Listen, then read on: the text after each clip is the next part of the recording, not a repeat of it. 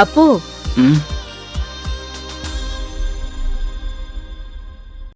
అప్పు ఏంటి ఇలా నిద్రపోతున్నావు? త్వరగా లే.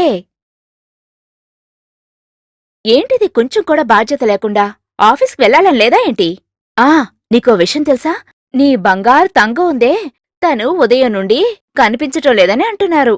ఎవరితోనో లేచిపోయిందని అనుకుంటున్నారు. మీరు అబద్ధం చెప్పకండి. అబద్ధమా? నేనా?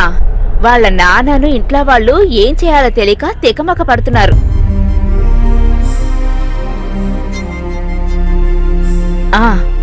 ఇంకో విషయం, ప్రస్తుతం నువ్వు అటువైపుకి వెళ్లకు. కాస్త అక్కడున్న సమస్యలన్నీ సర్దుకోనివ్వు. అంతేకాదు, మన జ్యోతిష్యుడున్నాడే, తంగా అటు కొండపైకి వెళ్లడం చూశాడంట. ఆ విషయం కూడా ఎవరో చెప్తేనే తెలిసింది.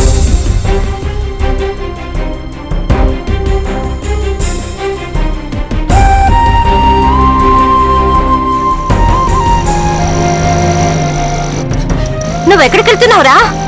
అప్పు,